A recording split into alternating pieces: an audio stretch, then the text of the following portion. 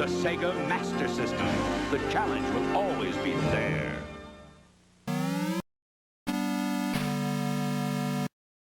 Hey folks, Crazy Climber 80 here again, and this time we're going to look at game number 11 in our 20 from the Sega Master System series.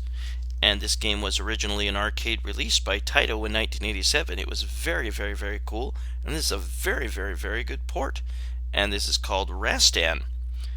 And this originally had really, really, really unbelievable music in the arcade, and Sega couldn't entirely replicate it, but they did a very, very good job trying to.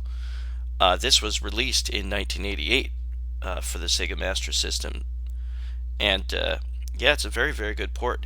You are a barbarian named Rastan in a very Conan the Barbarian type of beefy swordsman type of look. And the game is split into 3 parts for each stage, and there's 7 stages. You start outside, and you hack your way with your sword through various enemies. And the second part is once you reach a door at the end here, you will go inside a castle, and then you need to make your way to another door, and then you will face a boss. So those are the 3 parts to each round, and there are 7 rounds. There are various items that you can pick up. There's like different weapons that will make your offensive attack stronger. There's a shield that can reduce damage. There's armor that can reduce damage. There's a power up or a energy increase that you can get. Definitely want to keep your eye out for that. It's like a blue flask. But in this, there's some differences between the arcade and this, and the biggest one perhaps is the energy meter that you get. You do have an energy meter in the arcade original, but it's a little bit different. And there will sometimes be blocks, and you can break them, and you can do an upward thrust with your weapon, and you can jump and do a downward thrust, or fall and do a downward thrust. Do not forget that, because sometimes you'll need to jump onto an area where enemies are, a ledge where enemies are, and you'll want to do a down thrust to stab them and kill them as you land. In the arcade version, you will die if you fall in fire or water. And that's not the case here in this game. You will get stuck for a second and take damage.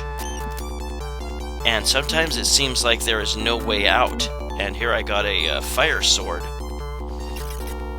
There will sometimes be a ram's head. Actually, it's called a gold sheep, and that gives you a maximum power increase to your life bar, I believe. And here we've reached that door. Inside the castle, there will often be like fire pits here. If you have a small space to jump, just do a normal jump. Otherwise, you can hold upwards and jump to do a higher jump, or towards and upwards to do a running high jump. You'll need to know when to do both types in this game. And I apologize for this. This ticks me off with the emulator that I use. Sometimes the graphics get a little glitched. That's very annoying. I don't know why that happens, but it does sometimes. But this level is super short. Just need to reach that door and face the boss. And here we go. And this boss is super easy. You don't even have to like touch him or get near him. You can stand on this ledge and down thrust and hit him each time. And if you had a stronger weapon, it would be an even quicker fight.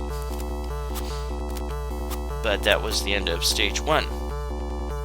I can't remember, I think it's round 1, not stage. But the enemies get tougher. I don't like those guys that throw weapons, and these guys drop snakes. There will sometimes be alternate paths that you can take on a stage, or round, or inside the castles, and that will often lead you to a different type of weapon. Yeah, a big part of success in this game, and those piranhas that jump out of the lake, I hate them too. A big part of success in this game is learning how to jump properly at certain junctures. And those you have to keep your eyes peeled for those ropes that are swinging. Sometimes it seems like you can't cross a lake or something, but you'll see that there's a rope, and you'll need to jump on that. Yeah, a big part of success in this game is knowing. I'm not sure how to get to that weapon up there. But yeah, big way to succeed in this game is knowing when to do a small jump forward or a big jump forward. Because if you screw up, you can fall right in the lake. And if you do fall in the lake, just try to do big jumps to get out. Sometimes there will be, and this is something else that's really important, sometimes there will be a time when you need to do a wall jump. Yeah, when you have to jump across onto enemies, down thrust. And a wall jump is when you jump towards a wall, and then as you get stuck on the wall and face the other way, jump away. And you could do a wall jump. I don't think you were able to do that in the arcade version. Boy, I hate those piranhas. Something to notice is that when the sky gets dark, the enemies get stronger. So you want to try to finish the level as quick as you can. And this part is stupid. I hate this. I don't think there's a way to jump up there without touching those spikes. And there I died. I think you get unlimited continues. Maybe I just had a ROM that was easier, or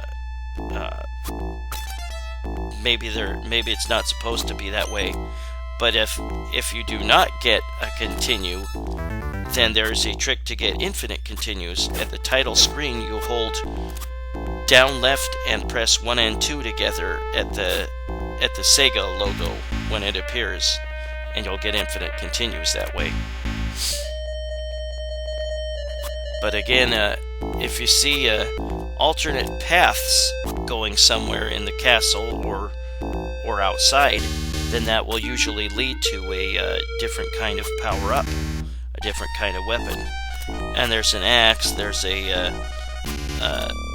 mace, I think they call it a hammer, and I think that's what I have.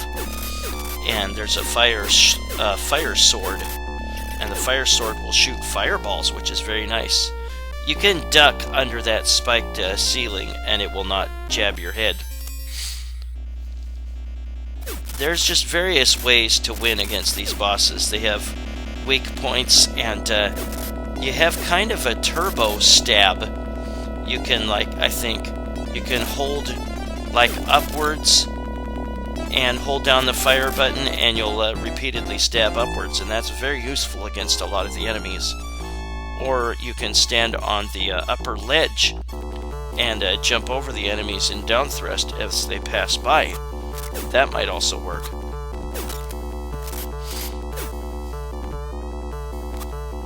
Yeah, I remember playing the arcade game. I think I first saw it at a 7-Eleven. I saw a lot of games for the first time at a 7-Eleven. I used to go there a lot as a kid. Even without arcade games these days, it's still a great place. They have great food. I really, really, really like their hot dogs and their sausage dogs. And I can still enjoy a Slurpee every once in a while. but I more often get like a big gulp because it's fairly cheap. Certainly cheaper than what restaurants charge you for a soda. Speaking of which,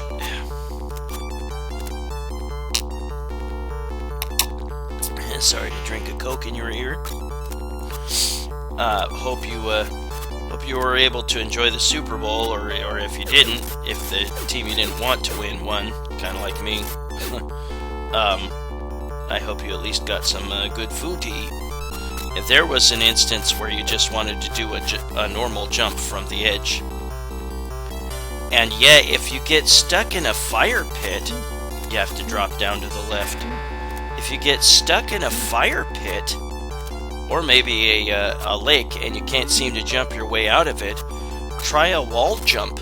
Jump towards a wall, and then, face the other way when you get on the wall, and jump the other way, and just keep jumping your way out of trouble.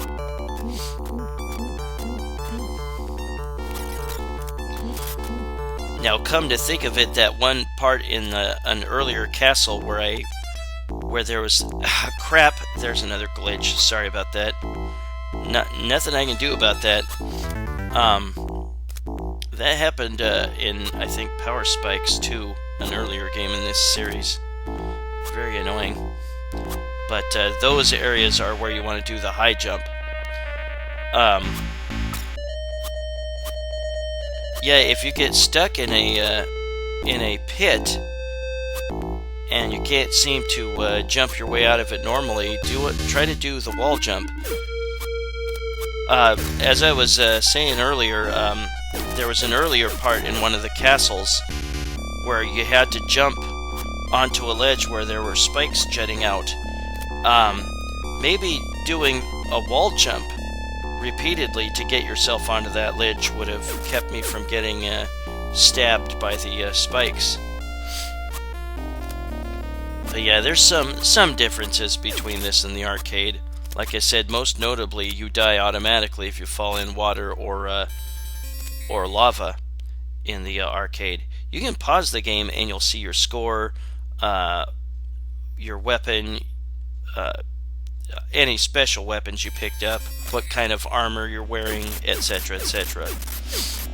Even when that boss is flashing multiple times, you can give her repeated slashes. And note that the bosses have their own life bar at the top right. The life bar is kind of weird.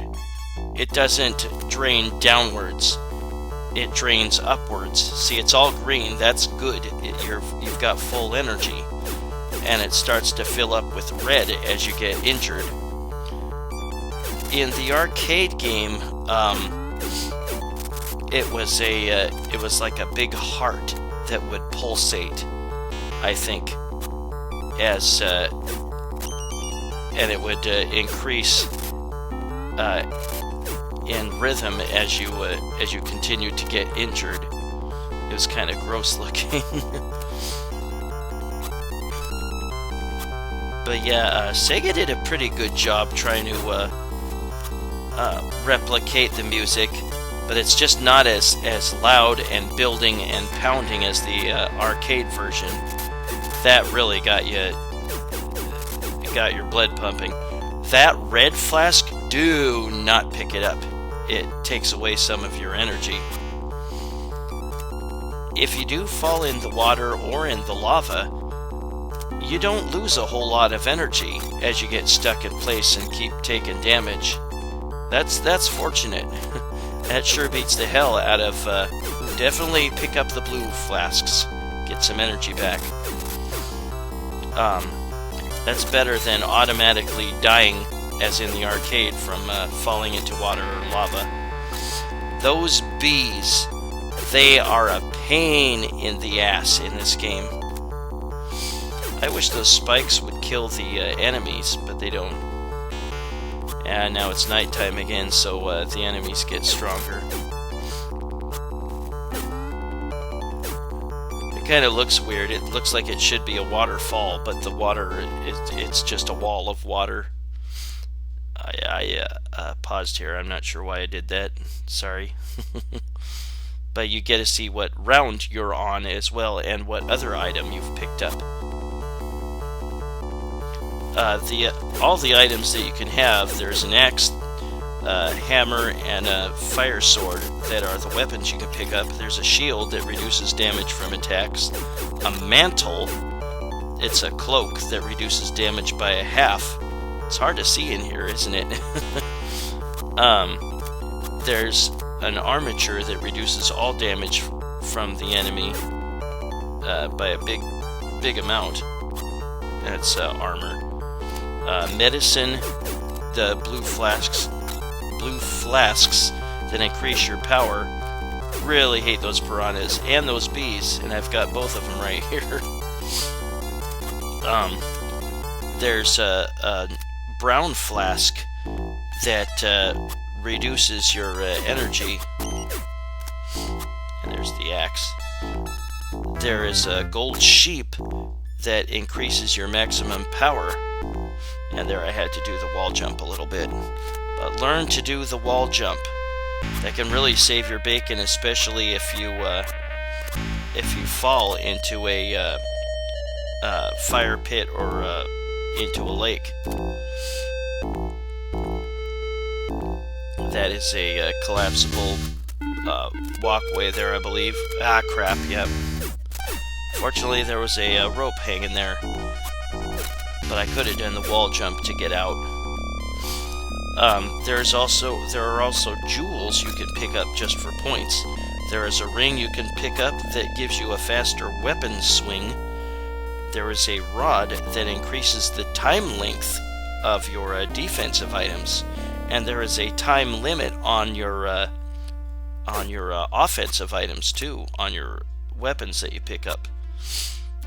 There is a necklace that gives you double points for all your point values. Ah, crap! Jump out of there.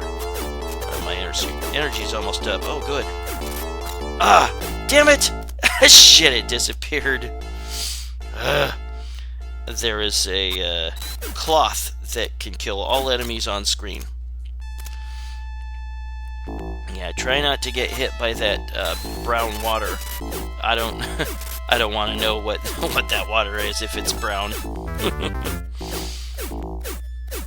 Yeah, these guys will not always come to you. They will try to swing at you from afar and back away. You want to try to jump over this guy and down thrust his head. Whoops, I was almost dead anyway. Yeah, I have infinite continues. I think you have to put in that code where you hold down left and press 1 and 2 together at the Sega logo at the title screen to get infinite continues. But a good strategy against this guy is face away from him, and when he comes towards you, jump over his head and down thrust as you do. See, we're gonna do that here. That's the way to beat this guy.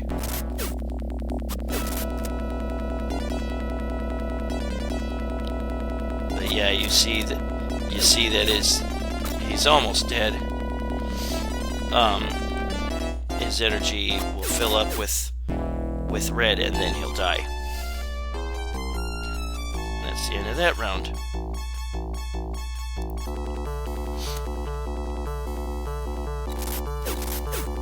Yeah, there are seven stages, or 7 rounds, and I think the last one takes place entirely in a castle. Yeah,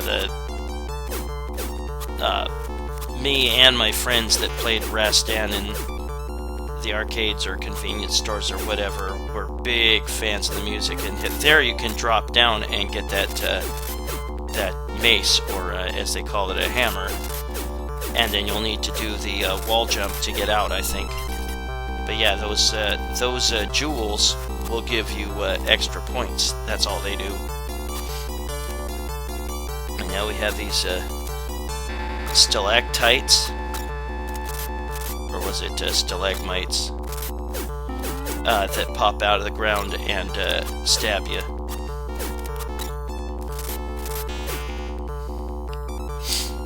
But yeah, you want to learn the wall jump.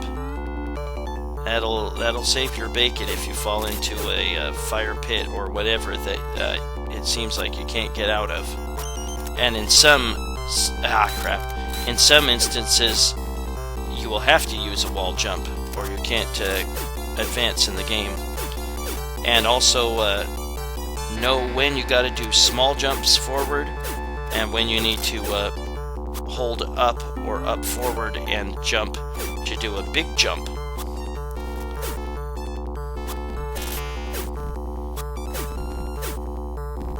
I think the level layout might be pretty much the same as the arcade. Maybe it was a little different, I can't remember for sure.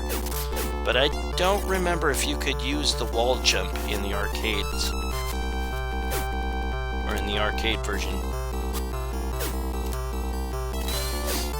There's a hammer, or was that an axe that I could have picked up?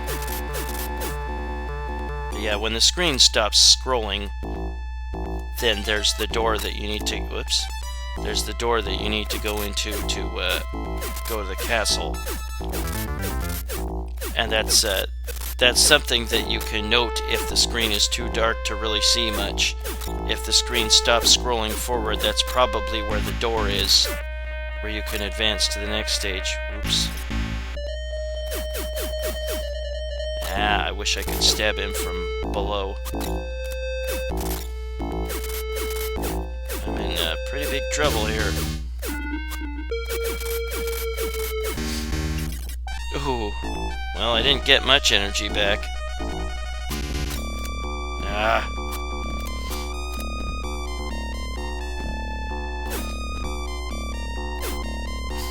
it was really tense in... crap. I wasn't ready for that. Yeah, those blocks will shoot fireballs at you. It was really intense in the arcade to hear the music really blast when it picks up, and to hear the thumping of the heartbeat when your energy is almost over. That's what it looks like when you decide not to continue and end your game, but we will see snippets of the remainder of the game here. Yeah, the music is very much the same as the arcade, but just not as loud in volume. I put on an invincibility code with Pro Action Replay so that I can zip forward and finish the game quicker. But I will, cut through certain parts to skip ahead. And this dragon boss, you can also do kind of a downward thrust attack. He will spit fireballs at you that kind of follow you around a little bit, and then they fly off the screen. But yeah, that's often a good maneuver, is to take the higher ledge and then jump over the boss's head and down thrust. Yeah, to do a down thrust, you just jump, and while in the air you press down and attack, and you will do a down thrust with the sword. And like Link does in Zelda 2, The Adventure of Link, the NES game. And you can do an upward thrust as well. One of these days I'll do a 20 from the Nintendo Entertainment System series. That'll be somewhere in the future. I don't know what kind of weather you're expecting to get in the near future, but we're going to get some snow this coming week. It's going to be snowing for at least a few days, I think. Hopefully not too terrible, because I gotta take the bus to work, and the bus does not want to... Whoops. Crap. Damn it! Well, I've got invincibility on, I shouldn't care. But the hospital where I work at is up on a hill, and the bus will not go up the hill. So I often will have to take a lift system. We got a lift system that comes from an island in the Willamette River in Portland, Oregon. I have to take a lift system up to Oregon Health Science University, OHSU, and that's adjoining with the Veterans Hospital that I work at. So it's kind of a roundabout way to get to work, but business is not going to be nearly as intense as it normally gets at the VA when there's a lot of snow, because a lot of people cancel their appointments. So the workday will not be nearly as much a grind. We'll definitely still get business, but it won't be nearly as tough as normal. Yeah, if you have invincibility on an invincibility cheat, you won't be allowed to pick up hardly anything. Maybe special weapons is all. But items you don't normally get to pick up. Yeah, there was, what was that, the necklace? And that gives you double point values for any points you accrue. God, I hate those bees. Go away.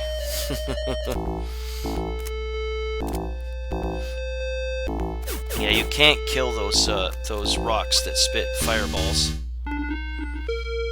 I think there was, you can stand on them though. I think there was enemies like that in Karnov, and they make me think of those. Karnov was an old classic from I think 1987 by Data East. This guy, you need to jump under his head and upward stab. And remember that you have kind of a turbo stab. You can hold upwards and attack, and you'll just keep stabbing. And you can really drain a boss's life bar that way. Just try to avoid the 3 fireballs that he spits. We'll scoot forward to me killing him. There we go. Yeah, if you've never played the arcade original of Rastan, try to seek it out in any way that you can. It is awesome. And these days, arcade classics have kind of found a new appreciation. Now, I needed to do a wall jump, I think, to get up there, and that's probably a path to another weapon.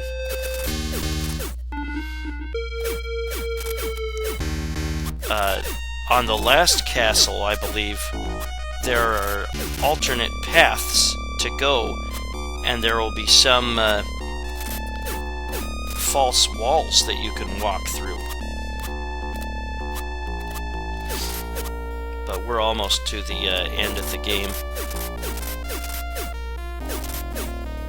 Maybe this was the last castle, I can't remember for sure. And maybe I could get up there, I can't remember for sure. We'll just zip through. There's the wall jump. But yeah, you gotta learn how to do that, because you're gonna need to use it to get ahead in certain places. Yeah, this is the last stage, I believe. There's a false floor and false wall. But regular large boulders that don't shoot lasers at you or bullets or whatever, you can break those and maybe fall through and go downwards and collect a weapon. And this takes us to another part of the castle. Ah, stop glitching. I hate that. Quit it. So annoying. But yeah, this is other parts of this final castle that you need to go through, and there's false walls or false floors. And we'll scoot forward a little bit. Oh, that was nice. I could jump all the way up there. God, stop that! Frickin' hey, I hate that. It just happens sometimes with this emulator. And this emulator is called Sega Fusion. It's otherwise a very good emulator. Well, maybe we're done with that now. Can I jump across to the left? Yep, there we go. And yeah, this is the final boss. What you want to eventually do is stand right in front of him, and when he stops to like shoot fireballs, you up thrust under his jaw and stab his head. And you can quickly start draining his energy by continually attacking him there. And he's got a longer life bar than you do, I believe. Yeah, see, that was pretty nice. But he'll just like move forward quickly sometimes instead of stop and breathe fireballs.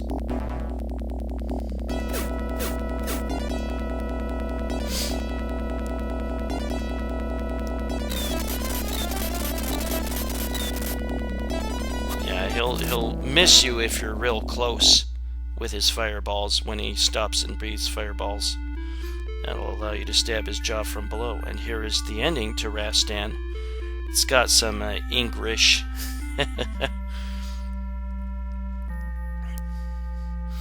These closing scenes, I believe, are different from the arcade. I think the arcade had much less story. But Rastan is offered the hand of I think the king's daughter, and he's not really interested. He likes being a thief and a wanderer, and decides not to be responsible and leaves her. Sure, the king was not very happy with it.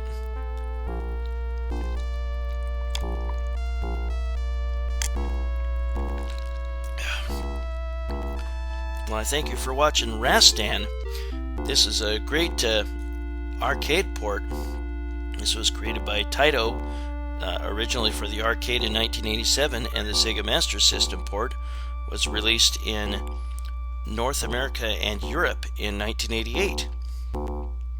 Very good port. The music in the arcade is noticeably a little bit better, but still well done for the Sega Master System series, or Sega Master System console. One of these days I would like to not only do a series for the Nintendo Entertainment System, but maybe even the Atari 7800, which was kind of underappreciated for its time. It had some very good arcade ports.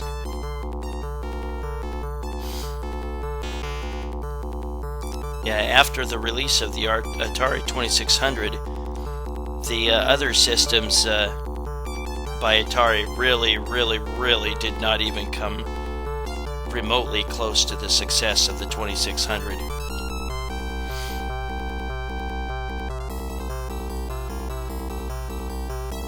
I didn't really play the 5200 or the 7800. I sure played the hell out of the 2600 though. There were other Atari systems, like home computer systems.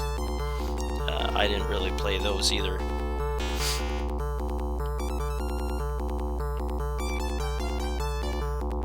But that is Rastan, originally for the arcade in 1987, and here released for the Sega Master System in 1988. Game number 11 in our 20 from the Sega Master System series. And that's the end.